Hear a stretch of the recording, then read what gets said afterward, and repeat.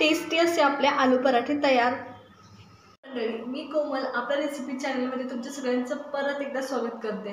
तर आज आपण पराठ्याची रेसिपी पाहणार आहोत। नॉर्मली आपण गरम मसाले आणि बाकी सगळे मसाले वापरून लाल तिखट वापरून पराठे करतच असतो। आज आपण आलू पराठे बघणार आहोत, पण गरम मसाला किंवा लाल मसाला वापरून नाही, तर जरा वेगळ्या पद्धतीने पाहणार आहोत। चला तर मग सुरुवात करूया कोणत्या पद्धतीने आपण करणार आहोत आलू पराठा। बटाट्याचा पराठा बनवण्यासाठी आपण सगळ्यात पहिले बटाट्याच्या पराठ्यासाठी कणिक तिंबून घेणार आहोत। आलू पराठा बनवण्यासाठी आपण पहिले कणिक मळून घेणार आहोत। तर मी इथं पीठ घेतलं आहे, त्याच्यात थोडंसं मीठ टाकून मी व्यवस्थित कणिक मऊसर तिंबणार आहे। जशी आपण नाही का पुरणपोळीला तिंबतो ना, तशी तिंबायची। लक्षात घ्या जेव्हा स्टफिंग हे मऊ असतं पुरणासारखं, खूप असं पाणीसूत किंवा ग्रेव्ही टाईप म्हणता नाही ना, की मऊ असतं की सहज दबलं तरी खाली जातं, तेव्हा नाही का कणिक शक्यतो असं पातळ तिंबायची। त्याच्यामुळे काय होतं, कोणती पण गोष्ट असं फुटून बाहेर येत नाही। जशी आपण पुरणाच्या पोळीला कणिक तिंबतो तशीच तिंबायची। आता मग मी हे पाणी टाकून थोडं थोडं मळून घेते व्यवस्थित, असं पद्धतीने व्यवस्थित मळून घ्यायची। या पद्धतीने कणिक मळून घ्यायची आणि वरती थोडंसं तेलाचं कोटिंग लावायचं आणि ही एक 10 ते 15 मिनटं साईडला ठेवून द्यायची। आता इथं माझी कणिक तयार झाली व्यवस्थित अशा पद्धतीने। चला तर मला ठेवून देऊया आपण।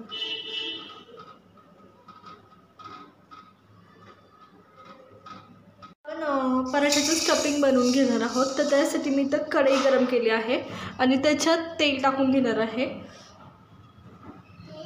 थोडंसंच टाकायचं, जर खूप जास्त टाकलं तर तेलकट होईल ते, त्याच्यामुळे शक्यतो थोडं टाकायचं। त्याच्यानंतर आपण याच्यात जिरी टाकणार आहोत अशा पद्धतीने।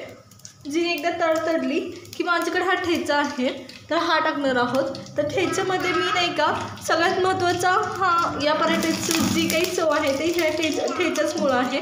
तर ह्या ठेच्यामध्ये आपण नाही का अद्रक, लसूण, हिरवी मिरची आणि मीठ ह्या 4 गोष्टी टाकल्या आहे। अद्रकमुळे सगळ्यात जास्त चव येते, त्याच्यामुळे आपण अद्रकचं प्रमाण हे जास्त टाकलं आहे, थोडंसं, खूप जास्त नाही। तर चला तर मग आता हा ठेचा टाकून घेऊया। माझं तेल व्यवस्थित गरम झालं आहे, जिरी पण तडतडली आहे। तर आता आपण ठेचा टाकून घेऊया व्यवस्थित त्या पद्धतीने। ठेच्यातला कच्चापणा गेला की आपण मग हळद टाकणार आहोत। माझ्या मिरच्या ह्या कमी तिखट आहेत, त्याच्यामुळे मी ठेच्याचं प्रमाण जास्त टाकलं आहे।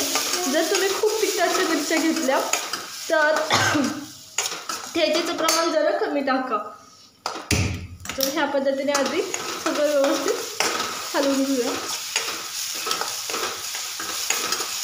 ठेच्यातला पूर्णपणे कच्चापणा जाऊ द्यायचं, जसं आपण बटाटे वड्याला करतो त्या पद्धतीने।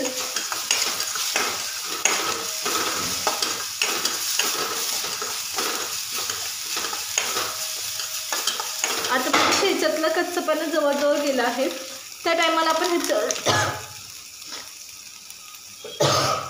हळद टाकणार आहे। या पद्धतीने करपू द्यायचं नाही, हळद टाकली की लगेच गॅस बंद करून टाकायचा। आता तुम्हाला हवं असेल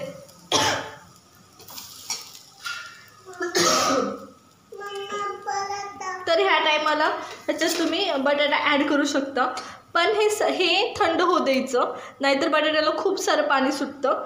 तर मी काय करणार आहे, हे थंड होऊ देणार आणि आपण इथं बटाटा घेतला आहे, मी हा मॅश करून घेतला आहे। बटाटा व्यवस्थित शिजला असेल तर खिसायची गरज पडत नाही, या पद्धतीने मॅश केलं तरी चालतो आणि आपला पराठा फुटत नाही। तर आता माझं हे व्यवस्थित थंड झालं आहे, हे आपण खाली घेऊया आणि ह्याच्यात मिक्स करूया।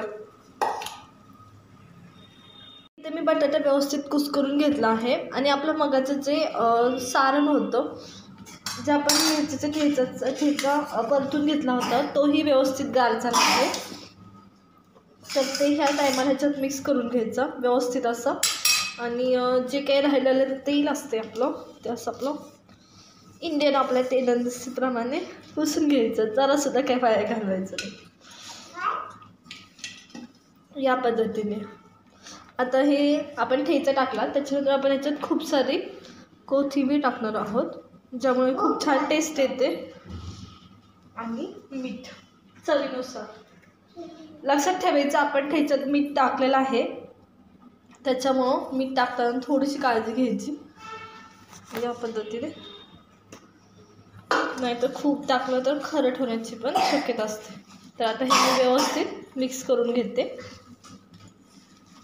या पद्धतीने.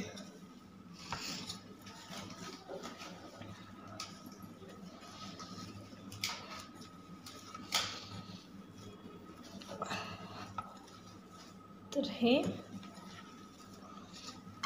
तुम्ही बघत असाल, एक पण गुठळी नाही राहिली. जेव्हा बटाटा शिजलेला असतो तेव्हा खिसण्याची काही गरज नसते, त्याच्यामुळं बटाटा व्यवस्थित शिजू द्यायचा. आणि ज्याला तरी पण वाटत असेल की आपला पराठा फुटेल, मिरचीचा ठसका एवढं वाटलं आहे, खोकला लागला,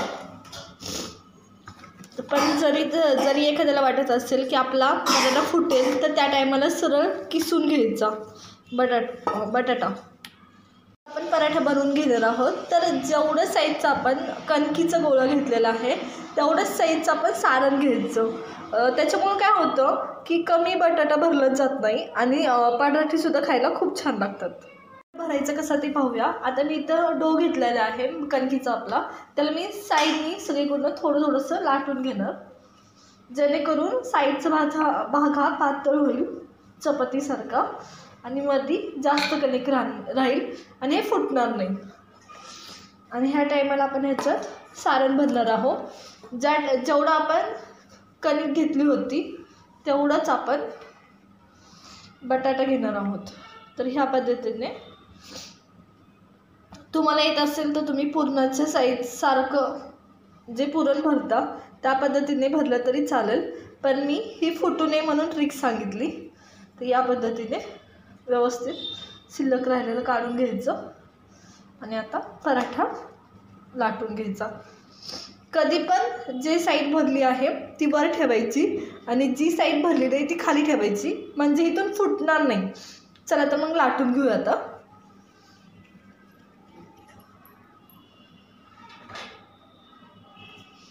मी इथं खूप सारं पीठ लावून घेतलं आहे या पद्धतीने आणि आता लाटून घेऊया.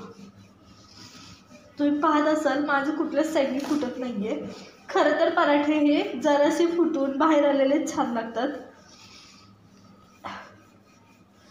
आता थोडं जेव्हा आतमधला बटाटा दिसायला सुरुवात होईल त्या स्टेपला आपण पराठा लाटायचा बंद करायचं. आता माझं बटाटा आतमधला दिसायला सुरुवात झाली आहे. हा माझा पराठा व्यवस्थित लाटून झालेला आहे.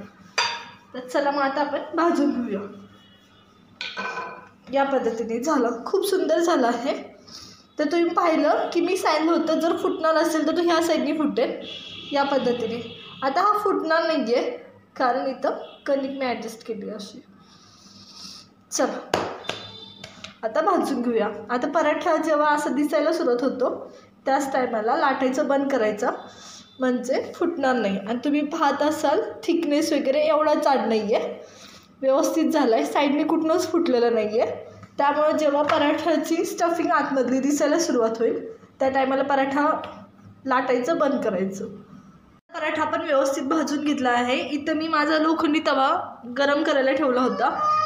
लोखंडी तवा.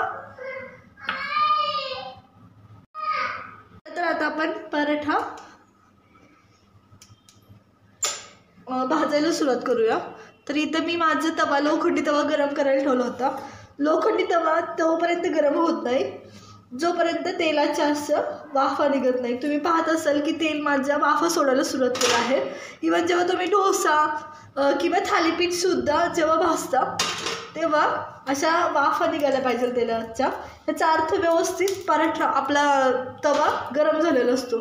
तर या टायमाला मी तेल टाकून घेतलं आहे सगळ्या तव्यावर आणि आता पण पराठा टाकून भाजून घेणार आहोत. तर जर इन केस तुमचा पराठा कुठं फुटला तर ती साईड पहिले वरती करायची आणि मग खालची साईड भाजून घ्यायची. चला मग माझं कुठं फुटलेलं नाही आहे. तर आता आपण व्यवस्थित भाजून घ्यायचा.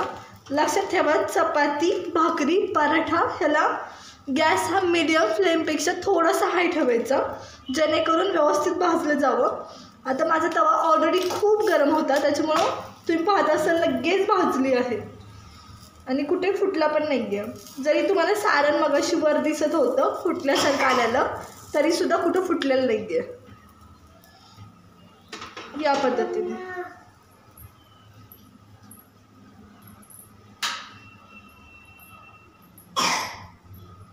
आता व्यवस्थित तेल लावून घ्यायचं.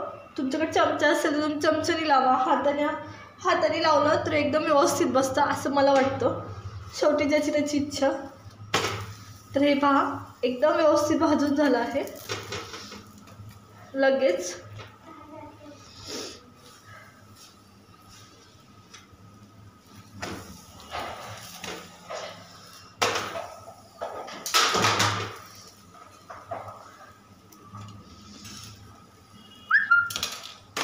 तर मी तुम्हाला दाखवते कोणत्याच साईडने माझा पराठा हा फुटलेला नाही आहे. आपलं स्टफिंग वर आलेलं दिसत होतं, तरीसुद्धा माझा पराठा कोणत्याच साईडनी फुटलेला नाही आहे. आणि बाकीचे सुद्धा पराठे आपण असेच करून घेणार आहोत. तर तुम्ही पाहत असाल किती सुंदर दिसतंय. पराठा कुठल्याच साईडनी फुटलेला नाही आहे, कुठल्याच नाही. त्याच्यामुळं या अशा पद्धतीने स्टफिंग भरायचं. चला आता बाकीचे सुद्धा मी पराठे असेच करून घेते. तर पाहत राहा, आपले ब्रेकफास्टसाठी एकदम टेस्टी असे आलू पराठे किंवा बटाट्याचे पराठे तयार आहेत. तर आता थोडंसं लोणी टाकायचं त्याच्यावर आणि सर्व करायचं या पद्धतीने. मी इथं लोणच्यासोबत सर्व केलेले आहे. तुम्हाला हवं असेल तर तुम्ही दह्यासोबत, एखाद्या चटणीसोबत सुद्धा सर्व करू शकता. तुम्ही पाहत असाल किती सुंदर दिसत आहे. अजिबात लोणी घेताना चिंगूसपणा करायचं नाही, यानेच खरं तर चव येते ह्या पराठ्यांना. तर तुम्हाला पराठे कसे वाटले नक्की सांगा. व्हिडिओला लाईक करा, शेअर करा आणि सबस्क्राईब करा. टेस्टी असे आपले आलू पराठे तयार.